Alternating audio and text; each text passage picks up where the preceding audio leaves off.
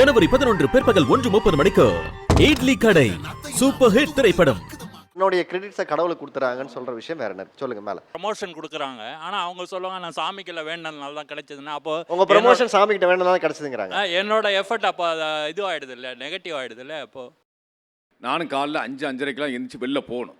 Night வர்றதுக்கு வந்து பார்த்தீங்கன்னா 11 மணி 12 மணி ஆகும். இதே அவுட் ஸ்டேஷனாக இருந்தால் என் மனைவிக்கு சொல்கிறது ஒரே வார்த்தை 10:30 மணிக்கு மேலே தான் காலை பண்ணணும். ஏன்னா இருக்க ஆஃபீஸ் ப்ரெஷர்லாம் உங்ககிட்ட இறக்கிடக்கூடாது.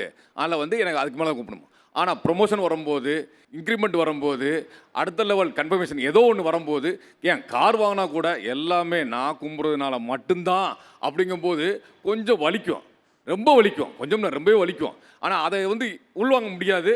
இருந்தாலும் வேறு வழி இல்லை, அவங்க நல்லா இருக்கணும், சந்தோஷமாக இருக்கட்டும் அப்படிங்கிற ஒரு தாட்டில் நம்ம போகிறோம். ஆனால் உழைப்பு என்னமோ நம்மளோட உழைப்பு. எனக்கு ப்ரமோஷன் கிடைக்கலடி அப்படின்னு சொல்லுவாங்க சார். நாங்கள் கடவுளே என் புருஷனுக்கு ப்ரமோஷன் கிடைச்சா நமக்கு சேலரி இன்க்ரீஸ் ஆனால் நமக்கு கொஞ்சம் நல்லது தானே அப்படின்னு நினச்சி, கடவுளே எனக்கு இந்த எங்கள் வீட்டுக்காருக்கு ப்ரமோஷன் கிடைக்கணும், அவங்களோட இதெல்லாம் எல்லாமே எனக்கு பூர்த்தி செய்யி, உனக்கு நான் இந்த இது பண்ணுறேன் அப்படின்ற ஒரு எண்ணம் எங்களுக்கு இருக்க போய் தான் உங்களுக்கு கண்டிப்பாக கடவுள் வந்து உங்களுக்கு அந்த மைண்டை கொடுக்குறாரு. கிடைச்சி சார், கம்பெனியில் போய் இன்னொரு கம்பெனிக்கு போயிருக்கேன், கன்ஃபர்மேஷன் கிடைச்சதுக்கு போடுற ஒரு 101 தேங்காய் போடுறாங்க.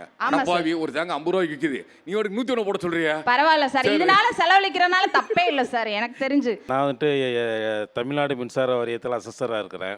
லீவு நாட்களில் மக்களுக்கு ஜாதகம் பார்க்குறேன். இன்றைக்கி எனக்கு வயசு 57 வயசு ஆகுதுங்க ஐயா. இதில் என்னென்னா எனக்காக அவங்க ரொம்ப வேண்டுறாங்க. ஆனால் நான் இந்த கடவுளை நம்பி மக்களுக்கு நிறைய செஞ்சுருக்கிறேன். அதனால் ஒரு முறை இந்த ஏடி ஏஇலாம் வந்து எங்கள் செக்கிங் வரும்போது அம்மனம்பாக்கங்கிற ஒரு ஏரியா வந்தவாசியில் கூப்பிட்டு போயிருந்தேன்.